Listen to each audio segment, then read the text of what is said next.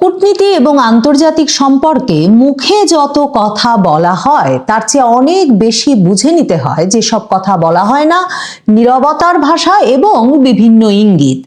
মার্কিন রাষ্ট্রদূত ব্রেন্ট ক্রিস্টেনসেন ঢাকায় আসার পর, যিনি কিনা বাংলাদেশে ট্রাম্প প্রশাসন ক্ষমতা নেওয়ার পর ট্রাম্প প্রশাসনের প্রথম প্রতিনিধি হিসেবে নিযুক্ত হয়েছেন, সেই ব্রেন্ট ক্রিস্টেনসেন ঢাকায় আসার পরেই প্রথমেই সাক্ষাৎ করেছেন তারেক রহমানের সঙ্গে, আর তার কদিন পরেই সাক্ষাৎ করেছেন ডক্টর মোহাম্মদ ইউনূসের সঙ্গে। কিন্তু এখন পর্যন্ত যে মার্কিন রাষ্ট্রদূত জামায়াতে ইসলামীর সঙ্গে কিংবা মার্কিনীদের এক সময়কার পছন্দের দল, তরুণদের দল জাতীয় নাগরিক পার্টি এনসিপির কোনো প্রতিনিধি দলের সঙ্গে সাক্ষাৎ করেন নাই, সেই ইঙ্গিতটা মানে এই ঘটনাগুলো কি ইঙ্গিত বহন করছে সেটা বুঝে নেওয়া অত্যন্ত জরুরি।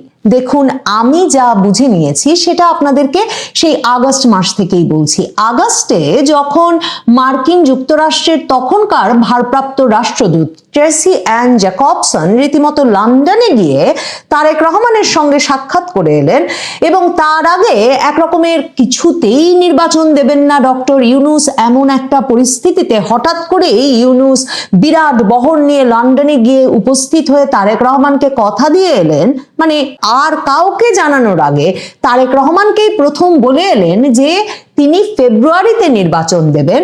তখন ও দুটো ঘটনা মিলিয়ে পাশাপাশি রেখে একেবারে পরিষ্কার বোঝা যাচ্ছিল যে মার্কিন যুক্তরাষ্ট্র সরাসরি ডক্টর ইউনূসের উপর চাপ প্রয়োগ করেছেন যে তাকে একটা দ্রুত নির্বাচন দিয়ে এবং বিএনপির হাতে ক্ষমতা বুঝিয়ে দিয়ে তাকে সরে যেতে হবে। এবং সে কারণেই ট্রেসি অ্যান জ্যাকবসন মার্কিন রাষ্ট্রদূত তখন সকল প্রথা ভেঙে লন্ডনে গিয়ে বৈঠক করলেন তারেক রহমানের সঙ্গে। শুধু তাই নয়, বিএনপি সে খবরটা যে সংবাদ মাধ্যমে প্রকাশ করলো, মার্কিন যুক্তরাষ্ট্র তাতেও কোনো আপত্তি জানালো না। মার্কিন যুক্তরাষ্ট্র সহ কূটনীতিকরা যে নানা রকম গোপন বৈঠক করেন সেটাও তো আমরা গত কয়েক মাসে বেশ জেনেছি। জামায়াতে ইসলামীর আমির ডাক্তার শফিকুর রহমান ডিসেম্বরের শেষে রয়টার্সকে সাক্ষাৎকার দিয়ে বললেন যে ভারতের কূটনীতিকরা তার সঙ্গে যোগাযোগ করেছেন কিন্তু তাকে ব্যাপারটা গোপন রাখতে বলেছিলেন, তাই তিনি এতদিন বলেন নাই। এই সম্প্রতি একটা অডিও রেকর্ডিং ফাঁস হয়ে গেল মার্কিন যুক্তরাষ্ট্র থেকে। সে বিষয়ে আমি আপনাদের বিশ্লেষণ করে বলেছি যে নিশ্চিতভাবেই মার্কিন যুক্তরাষ্ট্রের একেবারে সম্মতি এবং অনুমোদন ছাড়া মার্কিন দূতাবাসের ভেতর থেকে একটা ব্যক্তিগত কনভারসেশন রেকর্ড করে ফাঁস করে দেওয়ার সাহস সাধারণভাবে করার কথা নয়। সেরকম একটা ফাঁস হয়ে যাওয়া অডিও রেকর্ডিং এ শোনা গেল মার্কিন দূতাবাসের কর্মকর্তা বলছেন তারাও জামায়াতে ইসলামীর সঙ্গে একটা যোগাযোগ স্থাপন করতে চান এবং তারা মনে করেন না যে জামায়াতে ইসলামী আসলেই শরিয়া আইন হবে, কারণ তারা জানে শরিয়া আইন এলেই মার্কিন যুক্তরাষ্ট্র প্রয়োজনে শতভাগ শুল্ক আরোপ করবে বাংলাদেশি পণ্যের উপর। এমন একটা ছেলে মানুষই কনভারসেশন ওয়াশিংটন পোস্টের ইন্ডিয়ান ব্যুরোকে দিয়ে প্রকাশ করে দিয়ে একদল বলা শুরু করলেন যে ওয়াশিংটন পোস্ট শিরোনাম করে ফেলেছে যে যুক্তরাষ্ট্র এক সময়ের নিষিদ্ধ দল জামায়াতে ইসলামীকে বন্ধু হিসেবে পেতে চাইছে, কারণ জামায়াতে ইসলামী এবারের নির্বাচনে খুব ভালো ফল করবে। দেখুন, একদিকে ওই কূটনীতিক কি ট্রাম্প প্রশাসনের কূটনীতিক নাকি আগের পিটার হাসের শীর্ষ কূটনীতিক, যিনি কিনা শেখ হাসিনা সরকারের পতন ঘটিয়ে ইউনূস সরকারকে আনতে কিংবা একটা জামাত ঘনিষ্ঠ বা জামায়াতের নেতৃত্বে সরকারকে ক্ষমতায় আনতে অস্থির হয়ে উঠেছিলেন বাইডেন প্রশাসনের নির্দেশনায়, সেটা যেমন একটা প্রশ্ন থেকেই যায়, তেমনি মনে রাখতে হবে যে ওই যে শরিয়া আইন জারি করে ফেলতে পারে জামায়াতে ইসলামী, এ খবর ছড়িয়ে দিয়ে জামায়াতে ইসলামী প্রসঙ্গে যুক্তরাষ্ট্রের আসলে যে কোন জায়গায় সবচেয়ে বড় উদ্বেগ সেটা হয়তো মার্কিন যুক্তরাষ্ট্র আবারও বাংলাদেশে আলোচ্য বিষয় হিসেবে সামনে আনতে চেয়েছে। কারণ আমি যেটা বরাবর বলে আসছিলাম, ভারত এবং মার্কিন যুক্তরাষ্ট্র এ দুটো দেশ এই অঞ্চলে মার্কিন যুক্তরাষ্ট্রের যে নিরাপত্তা অঞ্চল, ইন্দো প্রশান্ত মহাসাগরীয় অঞ্চল, সেই অঞ্চলের সবচেয়ে ঘনিষ্ঠ মিত্র। মার্কিন যুক্তরাষ্ট্রের এখানের সবচেয়ে বিশ্বস্ত পরামর্শক হচ্ছে ভারত, এবং এই দুই দেশই মূলত চীনের প্রভাব বলয় মুক্ত রাখতে এই অঞ্চলকে একত্রে কাজ করে, এবং মার্কিন যুক্তরাষ্ট্র মনে করে যে এখানে তার নিরাপত্তা স্বার্থ রক্ষায় কি করা উচিত সে প্রসঙ্গে ভারতের পরামর্শ মেনে চলাই তার সবচেয়ে বড় মঙ্গল। কোনো দেশ আন্তর্জাতিক প্রেক্ষাপটে কোনো বিশ্লেষক পর্যবেক্ষক কেউ বর্তমান প্রেক্ষাপটে বিশ্বাস করছেন না যে 12ই ফেব্রুয়ারির বাংলাদেশের নির্বাচনটা বাংলাদেশে কোনো স্থিতিশীলতা এনে দেবে। একটা বড় আশঙ্কার জায়গা যে বাংলাদেশে এর মাধ্যমে কি নির্বাচনী বিপ্লব ঘটিয়ে মানে ভোটের মাধ্যমে বাংলাদেশে একটা ইসলামপন্থী সরকার প্রতিষ্ঠিত হয়ে যায় কিনা। জামায়াতে ইসলামী নিজেকে এখন মধ্যপন্থী ইসলামী দল হিসেবে পরিচয় করিয়ে দিতে বিভিন্ন আন্তর্জাতিক সংবাদ মাধ্যমের সাক্ষাৎকারে সরাসরি এই পরিচয় তুলে ধরলেও আন্তর্জাতিক পক্ষগুলো, বিশেষ করে ট্রাম্প প্রশাসনের মার্কিন যুক্তরাষ্ট্র আর ভারত, কিছুতেই জামায়াতে ইসলামীকে একটা মধ্যপন্থী ইসলামী দল হিসেবে মনে করে না। দেখুন, জামায়াতের সঙ্গে ওয়াশিংটনের যোগাযোগ আছে। ট্রেসি অ্যান জ্যাকবসন গত জুলাইয়ে 2025-এর জুলাইয়ে গিয়ে কিন্তু জামায়াতে ইসলামীর সঙ্গে তাদের দফতরে সাক্ষাৎ করতে গিয়েছিলেন। তখন মার্কিন যুক্তরাষ্ট্রকে ভোলাতে জামায়াতে ইসলামী তাদের 3 জন মহিলা নেত্রী সহ ট্রেসি অ্যান জ্যাকবসনের সঙ্গে সাক্ষাৎ করেছিলেন, কিন্তু ট্রেসি অ্যান জ্যাকবসনের সঙ্গে ওই সাক্ষাৎটিও বিশেষ ভালোভাবে শেষ হয়নি, কারণ ট্রেসি অ্যান জ্যাকবসনের সঙ্গে তাদের তখন জাতিসংঘের যে মানবাধিকার কমিশনের অফিস প্রতিষ্ঠিত হয়েছে বাংলাদেশে, সেটা বাংলাদেশের কালচার বিরোধী, ধর্মীয় অনুশাসন বিরোধী হলে তারা তার বিরোধিতা করতে বাধ্য হবেন, এবং সেজন্যে এই মানবাধিকার কমিশনের ঢাকা অফিস খোলার তারা বিরোধিতা করছেন। এসব কথা বলায় আলোচনাটা খুব সৌজন্যমূলক পরিস্থিতিতে শেষ হতে পারে নাই। ট্রেসি অ্যান জ্যাকবসন বা মার্কিন দূতাবাস এরপরে আর কখনো জামায়াতে ইসলামীর সঙ্গে আনুষ্ঠানিক কোনো বৈঠক করেনি। একদম সম্প্রতি বাণিজ্য প্রতিনিধি জেমিসন গ্রিয়ার তিনি অনলাইনে জামায়াতের আমিরের সঙ্গেও যেমন সাক্ষাৎ করেছেন, তেমনি বিএনপি চেয়ারপারসন তারেক রহমানের সঙ্গেও সাক্ষাৎ করেছেন। কিন্তু ট্রেসি অ্যান জ্যাকবসন আগস্টে গিয়ে তারেক রহমানের সঙ্গে সাক্ষাৎ করে ফিরেছেন, এবং তখনই কথা হয়ে এসেছিল যে বিএনপি খালেদা জিয়ার নেতৃত্বে নির্বাচনে অংশগ্রহণ করবে, তারপর বিএনপি ক্ষমতায় এলে তারেক রহমান ফিরবেন কি ফিরবেন না সে বিষয়টি যুক্তরাষ্ট্র, ভারত আবারও বিবেচনা করে দেখবে। তবে পরে পরিস্থিতি পাল্টে যায়। বাংলাদেশে ওসমান হাদির মৃত্যু বা ওসমান হাদির হত্যা প্রচেষ্টাকে কেন্দ্র করে পরিস্থিতি এতটা জটিল হয়ে ওঠে, আর ওইদিকে খালেদা জিয়া মৃত্যুশয্যায়। এই অবস্থায় ভারত এবং যুক্তরাষ্ট্র তারেক রহমানের ওপর ভরসা করেই একরকম তাকে দেশে ফিরিয়ে আনেন। সে কারণে ব্রেন ক্রিস্টেনসেন বাংলাদেশে এসেই কোনো রাগঢাক না করে তারেক রহমানের সঙ্গে সরাসরি সাক্ষাৎ করতে গেছেন, এবং সেই সাক্ষাতের পর ইউএস এম্বাসি ঢাকা যে পোস্ট করেছে সেখানে তারা স্পষ্টত জানিয়েছে যে আসন্ন নির্বাচন সম্পর্কে বিএনপি চেয়ারম্যান তারেক রহমানের দৃষ্টিভঙ্গি জানতে আমি তার সঙ্গে সাক্ষাৎ করেছি। এবং ইউএস এম্বাসি লিখছে, রাষ্ট্রদূত ব্রেন টি ক্রিস্টেনসেন বলছেন যে যুক্তরাষ্ট্র শান্তি ও সমৃদ্ধির অভিন্ন লক্ষ্যকে এগিয়ে নিতে বাংলাদেশের সব রাজনৈতিক দলের সঙ্গে কাজ করতে আগ্রহী। এরপর কদিন বাদে তিনি যখন ডক্টর মোহাম্মদ ইউনূসের সঙ্গে সাক্ষাৎ করেছেন, ইউনূস সেই সাক্ষাতের পর তার প্রেস অফিস থেকে সে সাক্ষাতে কি ঘটেছে সে সম্পর্কে যে বিবরণ বাংলাদেশের সংবাদ মাধ্যমে প্রকাশ করেছেন, সেখানে বলা হয়েছে যে প্রধান উপদেষ্টা ডক্টর মোহাম্মদ ইউনূস বলেছেন যে আগামী 12ই ফেব্রুয়ারির সাধারণ নির্বাচন বাংলাদেশের সব ভবিষ্যৎ নির্বাচনের জন্য একটা মানদণ্ড স্থাপন করবে। ব্রেন ক্রিস্টেনসেন এই সাক্ষাৎ শেষে, ইউনূসের সঙ্গে সাক্ষাৎ শেষে যে পোস্ট দিয়েছে ইউএস এম্বাসি, সেখানে একেবারেই 12ই ফেব্রুয়ারির নির্বাচন বিষয়ে কোনো উল্লেখ করে নাই। মানে ভাবুন, ইউনূস সাহেব বলছেন তারা এমন উদাহরণ সৃষ্টিকারী নির্বাচন করবেন সে বিষয়েই আলাপ করেছেন মার্কিন রাষ্ট্রদূতের সঙ্গে, আর মার্কিন রাষ্ট্রদূত লিখছেন, প্রধান উপদেষ্টা মোহাম্মদ ইউনূসের সঙ্গে সাক্ষাৎ করতে পেরে আমি সম্মানিত বোধ করেছি। অর্থনীতি, নিরাপত্তা এবং অন্যান্য গুরুত্বপূর্ণ খাতে যুক্তরাষ্ট্র বাংলাদেশ সহযোগিতা নিয়ে আমাদের একটা ফলপ্রসূ আলোচনা হয়েছে। তার মানে 12ই ফেব্রুয়ারির নির্বাচন বিষয়ে যুক্তরাষ্ট্র ডক্টর ডক্টর ইউনূসকে যা বলেছেন সেটা লেখার যোগ্য নয়। যে চাপ তারা প্রয়োগ করছেন সে চাপ তিনি না লিখে ডক্টর ইউনূসের এক রকমের সম্মান বাঁচিয়েছেন।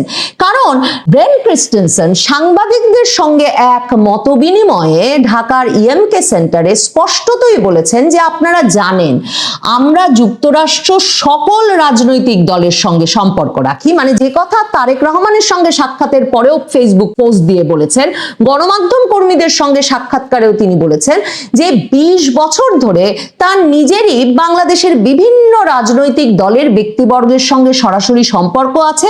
আর যুক্তরাষ্ট্র যেহেতু নীতিগতভাবে যে ক্ষমতায় আছে তার সঙ্গেও সম্পর্ক রাখে, যে ক্ষমতায় নাই তার সঙ্গেও সম্পর্ক রাখে, কাজেই যুক্তরাষ্ট্র সকল রাজনৈতিক দলের সঙ্গেই যোগাযোগ রাখছে। সরাসরি বার্তা যে যুক্তরাষ্ট্র যাদের সঙ্গে দেখা যাচ্ছে শুধু তাদের সঙ্গে সম্পর্ক রাখছে তাই নয়, যারা ক্ষমতার বাইরে আছে আওয়ামী লীগের সঙ্গেও যুক্তরাষ্ট্র যোগাযোগ রাখছে। কারণ বারবারই বলেছি যে ভারতের নিরাপত্তা উপদেষ্টা অজিত দোভাল বাংলাদেশের জাতীয় নিরাপত্তা উপদেষ্টা খলিলুর রহমানকে ভারতে ডেকে নিয়ে দোহায় নিয়ে গিয়ে যেমন ভাবে মার্কিন প্রতিনিধি এবং ভারতের প্রতিনিধিদের সঙ্গে বসিয়ে স্পষ্টত জানান দিয়েছেন যে কিছুতেই বাংলাদেশে একটা স্থিতিশীল পরিস্থিতি সৃষ্টি হতে পারে না, আঞ্চলিক নিরাপত্তার জন্য ইতিবাচক কোনো পরিস্থিতি সৃষ্টি হতে পারে না যদি বাংলাদেশে একটা অন্তর্ভুক্তিমূলক নির্বাচন না হয়। এবং এই ব্রেন ক্রিস্টেনসেন ঢাকায় আসার আগেও খলিলুর রহমানকে আরেক দফা ওয়াশিংটনে নিয়ে দক্ষিণ এশিয়া বিষয়ক যে বিশেষ দূত প্রেসিডেন্ট ট্রাম্পের সার্জিও গোর, দক্ষিণ এশিয়া বিষয়ক সহকারী পররাষ্ট্রমন্ত্রী পল কাপুর, এদের সঙ্গে খলিলুর রহমানের বৈঠকের ব্যবস্থা করা হয়েছিল এই বার্তাটা দিতে যে মার্কিন যুক্তরাষ্ট্র সম্পূর্ণভাবে বাংলাদেশে একটা অন্তর্ভুক্তিমূলক রাজনৈতিক পরিবেশের পক্ষপাতী, যেই বিষয়টি নিশ্চিত না হলে এদেশে রাজনৈতিক স্থিতিশীলতা নিশ্চিত হয় না। রাজনৈতিক স্থিতিশীলতার পাশাপাশি ব্রেন ক্রিস্টেনসেনের আরেকটা বড় অ্যাসাইনমেন্টের জায়গা হচ্ছে ইউনূস সরকারের এবং জামায়াতে ইসলামীর এবং বাংলাদেশ সামরিক বাহিনীর চীনের সঙ্গে অতিরিক্ত ঘনিষ্ঠতা বন্ধ করার বিষয়টিও। জামায়াতে ইসলামী এখনো এ বিষয়ে উদ্বেগের কারণ হয়ে ওঠেনি বটে, কিন্তু জামায়াতে ইসলামীর সঙ্গে স্পষ্টতই চীন সরকারের যে ভীষণ মাখামাখি 2024-এর 5ই আগস্টের পর থেকে দেখা যাচ্ছে, প্রায় প্রতি মাসেই চীনা রাষ্ট্রদূতের কয়েকবার করে জামায়াতে ইসলামীর অফিসে যাওয়া, জামায়াতে ইসলামী ক্ষমতায় এলে কি কি প্রকল্প তারা একসঙ্গে করবেন এসব বিষয়ে আলাপ, আর ইউনূস সরকারের সঙ্গে জামায়াতে ইসলামীর ঘনিষ্ঠতা, সামরিক বাহিনীর ঘনিষ্ঠতা এবং তার প্রেক্ষিতে চীনের অস্ত্র কেনার যে ঢল শুরু হয়েছে বাংলাদেশে, যার পেছনে পাকিস্তান একটা গুরুত্বপূর্ণ ভূমিকা রাখছে, সেটাও মার্কিন যুক্তরাষ্ট্র বা ভারত পছন্দ করছে না। কারণ ট্রাম্প প্রশাসন ব্রেন ক্রিস্টেনসেনকে বাংলাদেশে পাঠিয়েছেন চীনের সঙ্গে বাংলাদেশ অতিরিক্ত ঘনিষ্ঠতার যে চর্চা শুরু হয়েছে সেটাও সরাসরি বন্ধ করতে। ব্রেন ক্রিস্টেনসেন ঢাকায় এসে সে কথা আবারও মনে করিয়েছেন গণমাধ্যম কর্মীদের সঙ্গে সাক্ষাতেও যে সামরিক বাহিনী এবং সরকারকে তিনি সাবধান করতে চান যে চীনের সঙ্গে সামরিক কৌশল সহযোগিতা বৃদ্ধি এবং সামরিক অস্ত্রশস্ত্র কেনার ব্যাপারটা শুধু শুধু মার্কিন যুক্তরাষ্ট্রের সাথে তাদের সম্পর্কটাকে ঝুঁকিপূর্ণ করবে এবং এই বাংলাদেশকে নিরাপত্তা ঝুঁকির মুখে ফেলবে। এই সব মিলিয়ে জামায়াতে ইসলামী কিছুতেই যুক্তরাষ্ট্রের প্রথম পছন্দ কিংবা ট্রাম্প প্রশাসনের নীতিগত পছন্দ হতে পারে না। আর ভারত যখন চীন ঠেকাতে যুক্তরাষ্ট্রের সবচেয়ে বড় পরামর্শক এবং আশ্রয় এই অঞ্চলে, তখন ভারতকে খেপিয়ে বাংলাদেশে যে জামায়াতে ইসলামীর সরকার আনতে কোনোভাবেই উৎসাহিত করবে না মার্কিন যুক্তরাষ্ট্র, সেটা বুঝতে আসলে বিরাট আন্তর্জাতিক সম্পর্ক বিশেষজ্ঞ হবার বোধহয় প্রয়োজন নাই। জামায়াতে ইসলামীর সঙ্গে মার্কিন যুক্তরাষ্ট্রের রাষ্ট্রদূতের দেখা সাক্ষাৎ করবার কোনো সময় না বের করতে পারাটা এরই সবচেয়ে বড় প্রমাণ। দেখুন, জাতীয় নাগরিক পার্টি কিন্তু মার্কিন দূতাবাসে গিয়ে প্রায়ই সাক্ষাতের সুযোগ পেত। যে মাত্র জামায়াতের সঙ্গে জোট করেছে দলটি, এরপর মার্কিন দূতাবাসে ডেকে নিয়ে মাঝারি সারির কিছু কর্মকর্তা কি কারণে তাদের এই জোট করতে হলো তা নিয়ে ধমকে দিয়েছে বটে, কিন্তু এরপর আর জাতীয় নাগরিক পার্টিও মার্কিন দূতাবাসের কোনো পর্যায়ের কোনো কর্মকর্তার সাক্ষাৎ পান নাই। মার্কিন যুক্তরাষ্ট্রের ইঙ্গিতটা তাই স্পষ্ট। ভারত মার্কিন যুক্তরাষ্ট্রকে এই ইঙ্গিত স্পষ্টভাবেই ইউনূস সরকারকে দিতে পরামর্শ দিয়েছে, অনুরোধ করেছে। আমাদের নোবেল বিজয়ী প্রধান উপদেষ্টা ডক্টর মোহাম্মদ ইউনূস সাহেব তার একটি নতুন মতবাদ সারা বিশ্বে প্রচার করে বেড়াচ্ছেন দীর্ঘদিন ধরে। পুরো পৃথিবীকে তিনি বদলে দিতে চান, পুরো পৃথিবীকে তিনি উল্টে পাল্টে দিতে চান। এই জন্য তিনি এক দেশ থেকে আরেক দেশে ছুটে গিয়ে মোটিভেশনাল স্পিচ দিচ্ছেন, মানুষকে, বিভিন্ন রাষ্ট্রের সরকার প্রধানকে মোটিভেট করার চেষ্টা করছেন। খুবই ভালো উদ্যোগ, এটা তিনি করতেই পারেন। কিন্তু যখন কিনা আমাদের সামনে স্পষ্ট হয়ে ওঠে যে তার এই ধরনের মতবাদ প্রচারের ভিতরে কেবলই অন্তঃসার শূন্যতা, নিজেকে জাহির করার কেবলই একটা তুমুল অপচেষ্টা, তখন তার এই উদ্দেশ্য নিয়ে তো অনেক ধরনের গুরুতর ভয়াবহ প্রশ্ন উঠতেই পারে, ওঠাটাই স্বাভাবিক। এবং যখন কিনা তিনি নিজে পুরো পৃথিবীকে বদলে দিতে চাচ্ছেন, অথচ সেই মুহূর্তে তিনি যখন কিনা নিজ দেশের সরকার প্রধান, সেই দেশে এই মতবাদ এস্টাবলিশ করার জন্য কার্যকর পদক্ষেপ গ্রহণের মতন বিন্দু মাত্র কোনো উদ্যোগ গ্রহণ করেন না, তখন তার এই মতবাদ নিয়ে, তার উদ্দেশ্য নিয়ে তো অবশ্যই নানান ধরনের সন্দেহ সৃষ্টি হতেই পারে। এবং সেই ধরনের সন্দেহের জায়গা থেকে গুরুতর প্রশ্নটি তুলেছেন খোদ এই অন্তর্বর্তী সরকারের অত্যন্ত ঘনিষ্ঠজন, ডক্টর মোহাম্মদ ইউনূসের খুব কাছের ব্যক্তি, শুভাকাঙ্ক্ষী, ট্রান্সপারেন্সি ইন্টারন্যাশনাল বাংলাদেশের নির্বাহী পরিচালক, টিআইবি নির্বাহী পরিচালক ডক্টর ইফতেখারুজ্জামান। ডক্টর মোহাম্মদ ইউনূস তার 3-0 তত্ত্ব প্রচার করে বেড়াচ্ছেন সারা বিশ্বে। 3-0 তত্ত্বটা কি আমরা সবাই জানি। শূন্য কার্বন নিঃসরণ, শূন্য বেকারত্ব, শূন্য দারিদ্র।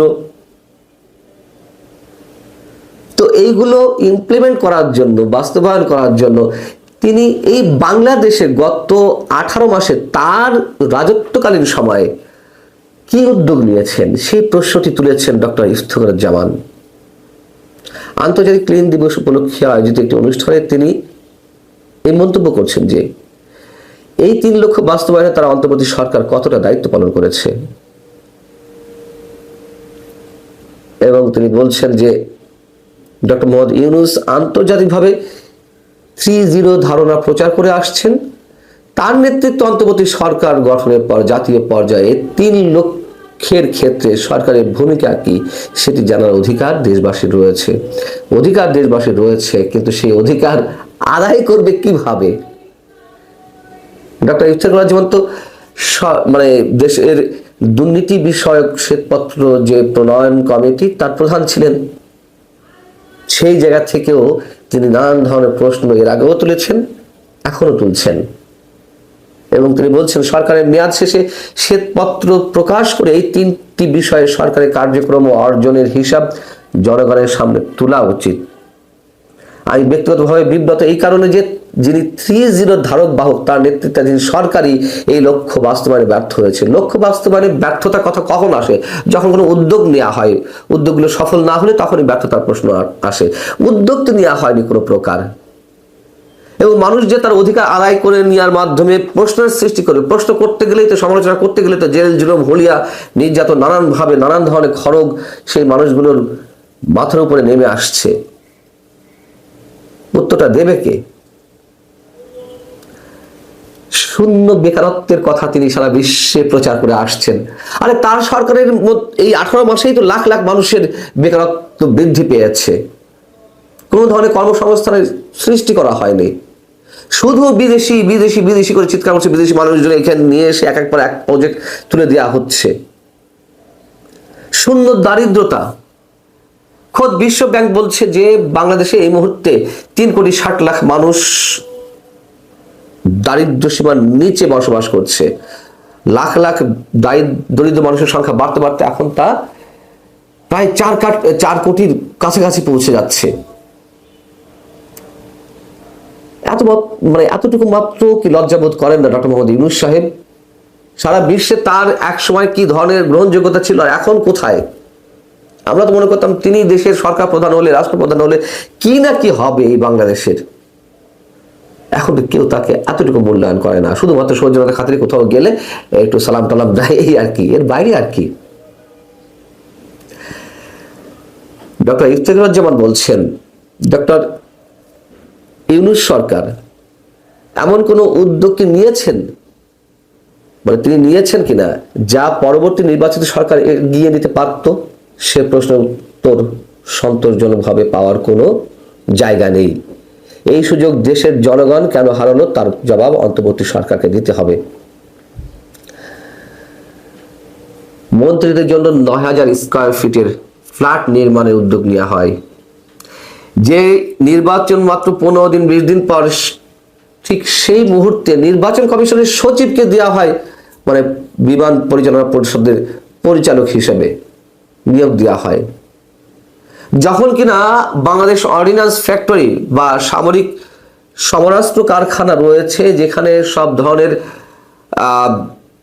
অস্ত্র সরঞ্জাম উৎপাদন করা সম্ভব কাঁচামাল পেলে, সেখানে ব্যক্তি খাতে সমরাস্ত্র কারখানার গড়ে তোলার উদ্যোগ নেওয়া হয়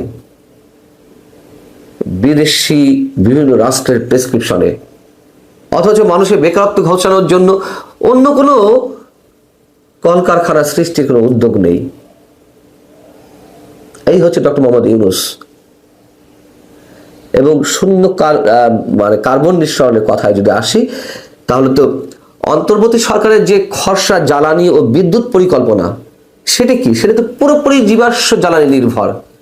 অর্থাৎ যে ধরনের পাওয়ার প্ল্যান্টগুলো এখানে করা হবে, সেই সব জায়গাতে কার্বন নিঃসরণের মাত্রা অধিক হারে হওয়ার মানে কথা রয়েছে, কি সেগুলো হবেই। ডক্টর ইফতেখারুজ্জামান বলছেন, এতে এমন কোনো সুস্পষ্ট নির্দেশনা নেই যার মাধ্যমে বাংলাদেশ পরিচ্ছন্ন জ্বালানিতে কার্যকরভাবে উত্তরণ ঘটাতে পারে। সেন্টার ফর পলিসি ডায়ালগ তারাও মাসখানেক আগে সংবাদ সম্মেলন করে জানিয়েছে যে এই অন্তর্বর্তীকালীন সরকার বিদ্যুৎ জ্বালানি খাতের যে মহাপরিকল্পনার খসড়া তৈরি করেছে, এটি আসলে ত্রুটিপূর্ণ, এটি অংশগ্রহণমূলক নয়, এর সাথে সংশ্লিষ্ট বিভিন্ন সেক্টরের মানুষদের অন্তর্ভুক্ত করা হয়নি। বিশেষ স্বার্থ গোষ্ঠীকে বিশেষ সুবিধা দেওয়ার জন্যই এই পরিকল্পনা করা হয়েছে। আমাদের কি বলা থাকতে পারে? গত 18 মাস তো আমরা কম দেখিনি, এবং দারিদ্রতা বিষয়ে যে পরিসংখ্যানটি দিলাম, সেটাতে খোদ বিশ্ব ব্যাংকের। ভালো থাকুন সবাই।